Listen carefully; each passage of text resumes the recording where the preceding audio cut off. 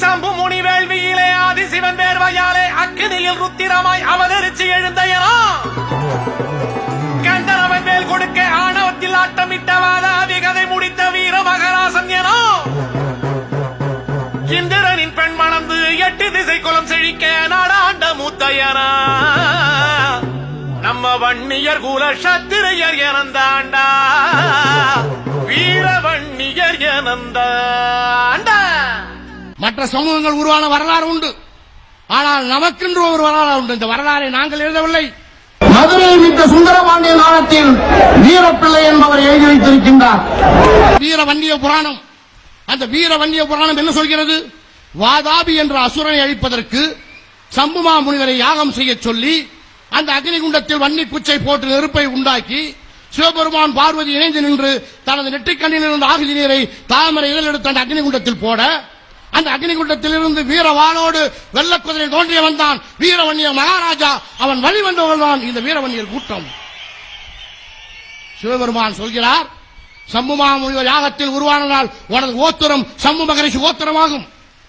வன்னி குச்சி நெருப்பில் நீ உருவானால் நீ வீரவன்னியன் என்று அழைக்கப்படுவாய். சிவபெருமானும் பார்வதியுமே நமக்கு தாயும் தந்தையுமாவும். முருகனும் விநாயகரும் உனக்கு சகோதரர்கள். விஷ்ணு நமக்கு மச்சான். வீரவன்னியனுக்கு திருமணம் செய்ய முடிவு செய்கிறார்கள். தேவேந்திரன் என்ற இளைய பெண் மந்திரமாலாவை வீரவன்னியனுக்கு திருமணம் செய்து வைக்கிறார்கள். இந்த வரலாறு புராணத்தை நாங்கள் சொல்லவில்லை, இந்து மதம் சொல்கிறது.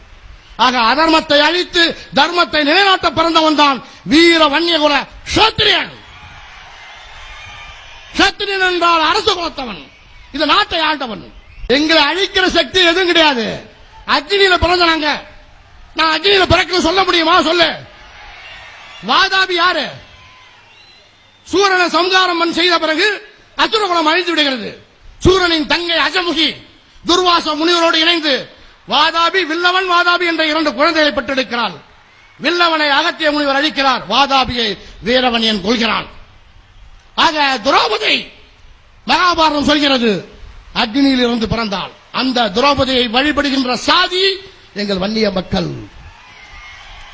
சீதையை ராவணன் கடத்தி சென்ற பிறகு சீதை கலங்கமற்றவள் என்று நிரூபிக்க ராமர் அக்னியில் இறங்க சொல்கிறார்.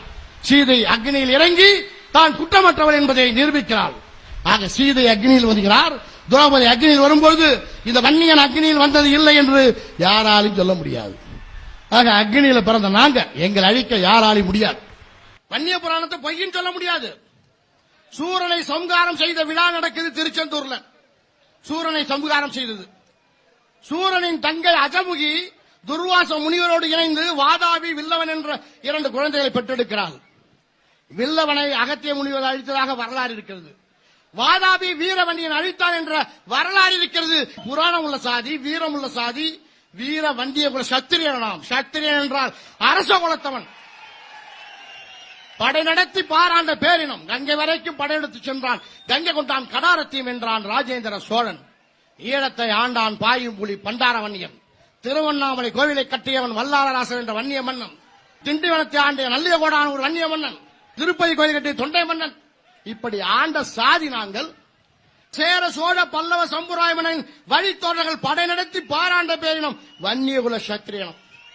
வெள்ளக்காரனை வந்தபோது வெள்ளையனே வெளியேறு என்று வீரத்தோடு போராடியதனால், போர்க்களத்தை பார்த்ததனால் விவசாயிகளாக கிராமத்தில் ஏழ்மையாக இருந்துட்டு இருக்கோம்.